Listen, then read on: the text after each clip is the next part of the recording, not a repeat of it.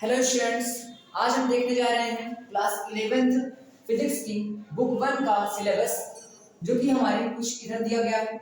इसमें हमारी पहली यूनिट है भौतिक राशि। भौतिक राशि में हमें पढ़ना है एसआई मात्रक, मात्रकों के बारे में पढ़ना है, जिसमें हमारा मात्रा, मापन और त्रुटि विश्लेषण है। फिर उसके बाद हमारा विमीय विश्लेषण इसमें है। फिर हमारी सेकंड यूनिट है जिसमें हमें पढ़ना है समतल गति, जिसमें हमें स्थिति के बारे में पढ़ना है, विस्थापन के बारे में पढ़ना है, वेग के बारे में पढ़ना है और त्वरण के बारे में पढ़ना है। हालांकि आप ये 9th क्लास में पढ़ चुके हैं, आपको एडवांस लेवल में आपको यहाँ पे पढ़ाया जाएगा। फर्स्ट ईयर में आपका थोड़ा सिलेबस बढ़ गया है। फिर हमारी तीसरी यूनिट है जिसमें हमें पढ़ना है समतल गति के बारे में। समतल गति में पहला है आपका सदिश और दूसरा है आपका प्रक्षेप गति। फिर हमारी चौथी यूनिट है गति के नियम।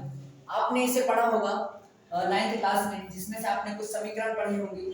उसी तरह न्यूटन की गति के नियम है, आपने 3 नियम पढ़े होंगे, जड़त्व का नियम, द्रव्यमान का नियम और क्रिया प्रतिक्रिया का नियम, तो आपको यहाँ पर मिलेगा। फिर इसके बाद हमारा अगला टॉपिक है इस यूनिट में घर्षण।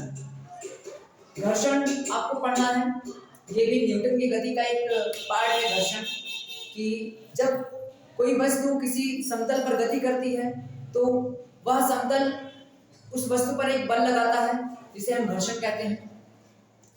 वो समतल पृथ्वी भी हो सकती है या मेज हो सकता है, कुछ भी हो सकता है। फिर हमारी यूनिट है 5, इसमें हमें पढ़ना है कार्य के बारे में। आपने 9th क्लास में पढ़ा होगा। ऊर्जा के बारे में और शक्ति के बारे में पढ़ना है, जिसमें हमारा टॉपिक है गतिज ऊर्जा, स्थितिज ऊर्जा, ऊर्जा संरक्षण का नियम। फिर हमारी अगली यूनिट है यूनिट 6, जिसमें हमें पढ़ना है कणों के निकाय तथा घूर्णी गति। कणों का निकाय क्या होता है और घूर्णी गति क्या होता है, आपको इस यूनिट में पढ़ने को मिलेगा। जिसमें आपको पढ़ना है द्रव्यमान केंद्र, बल आघूर्ण और जड़त्व आघूर्ण। फिर हमारी यूनिट 7 है, जिसमें आपको पढ़ना है गुरुत्वाकर्षण, ग्रेविटी। आपने 9th क्लास में पढ़ी होगी ग्रेविटी। आपने 9th क्लास में एक वैज्ञानिक का नाम सुना होगा, केपलर का, ठीक है। इनके नियम के बारे में हम इस यूनिट में पढ़ेंगे।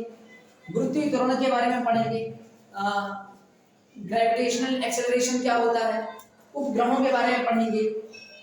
उपग्रह क्या होते हैं, जैसे पृथ्वी का उपग्रह चंद्रमा है, तो वैसे बहुत सारे ग्रहों के उपग्रह होते हैं, उनके बारे में पढ़ेंगे। सैटेलाइट्स के बारे में पढ़ेंगे इस यूनिट में। तो ये हमारी पहली बुक